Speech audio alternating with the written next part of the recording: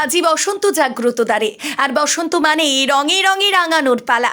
ঋতুরাজ বসন্তের আগমনে প্রকৃতি সেজেছে নতুন সাজে, আর প্রকৃতির পাশাপাশি বসন্তের ছোঁয়া মানুষের মনেও। বসন্ত এসে গেছে, আর বসন্ত মানেই তো দোলযাত্রা। দোলযাত্রা মূলত একটি হিন্দু বৈষ্ণব উৎসব মিলেই বিবেচিত হয়।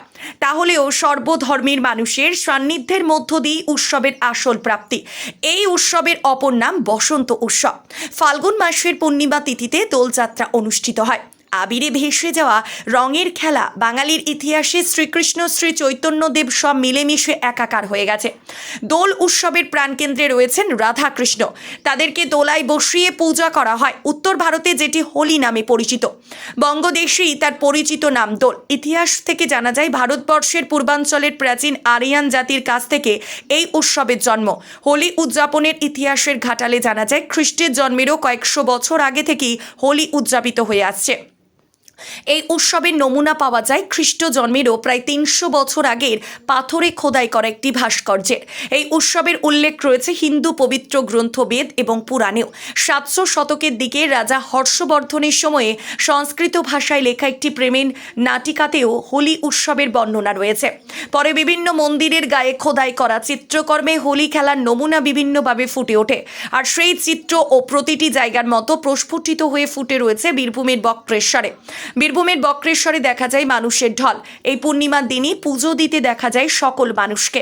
আমাদের প্রতিনিধিরা বীরভূমের বক্রেশ্বর পুরোহিতের সাথে কথা বললেন। তিনি জানান, মন্দির চত্বরে আগত দর্শনার্থীদের ভিড়, তেমনি সকলে পূজা দেওয়ার উল্লাস চোখে পড়ার মতো ছিল। আর কি বললেন তাদের মুখ থেকেই শুনে নেব। আজকে দোল পূর্ণিমা উপলক্ষে কালকে তো পূর্ণিমা লেগে গেছে অলরেডি। কাল থেকে আমাদের ভিড়টা শুরু হয়ে গেছে। আগত 11টা পরে পূর্ণিমা ছেড়ে যাবে, তবু আগত তীর্থযাত্রীদের ভিড় চোখে পড়ার মতো। কাল থেকে ভিড়টা অলরেডি শুরু হয়েছে। আবার আজ থেকে সকাল থেকেও দূর দূরান্ত থেকে ভক্তরা আসছেন বাবা বক্রেশ্বরের কাছে আবির মাখানো হচ্ছে এবং মহাতীর্থস্থান মায়ের কাছে পুজো দিচ্ছেন, ভৈরবনাথ মন্দিরে পুজো দিচ্ছেন এবং আবির দিয়ে দোল উৎসব পালন করে ভক্তরা সুশৃঙ্খলভাবে বাবাকে পুজো দর্শন করছেন। আবির মাখানো নিজেরা দোল খেলাও শুরু করেছেন এবং সেই সঙ্গে আমরা পুলিশ প্রশাসনের সঙ্গে সহযোগিতাও আশা করছি তারাও আছেন। মন্দির সেবায়ত কমিটির পক্ষ থেকেও আমাদের যথেষ্ট অ্যারেঞ্জমেন্ট করা হয়েছে যাতে কারোর কোনো রকম অসুবিধা না হয়, সেই দিকটা আমরা নজর দিয়ে দেখছি। এবং আপনারা দেখতেই পাচ্ছেন যে ভিড়টা কতটা এই পর্যন্ত লেগেছে। ভিড়টা এখন কন্টিনিউ চলবে। আজকে পূর্ণিমা ছেড়ে যাওয়ার পরেও কিন্তু সারা দিনটাই যদি আমাদের পূর্ণিমা চলবে। এদিকে হোম যজ্ঞ ভান্ডারা এই সমস্ত কিছু চলছে, আয়োজন হয়েছে। দোল পূর্ণিমা উপলক্ষেই আমরা অ্যারেঞ্জমেন্ট করেছি সেবায়ত কমিটির পক্ষ থেকে। আগত তীর্থযাত্রী সকলে আসবেন, বাবাকে দর্শন পুজো সুশৃঙ্খলভাবে যাতে হয় সেদিকটা আমরা নজর রাখছি। মনে হচ্ছে যেন গতবারের তুলনায় এবারে ভিড়টা একটু বেশি আছে। হ্যাঁ, আরও আগেটা মানে গতবারের তুলনায় ভিড়টা আরও বেশি মনে হচ্ছে। তো আরও ভিড়টা বাড়বে, যত বেলা বাড়বে তত ভিড়টাই বাড়বে।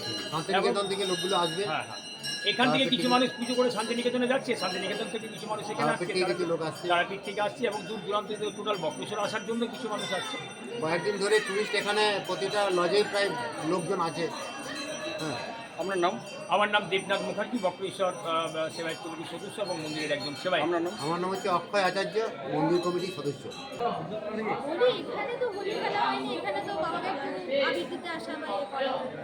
এখান থেকে বক্রেশ্বর থেকে রওনা কোথাও মানে প্রিপারেশন কেমন আছে?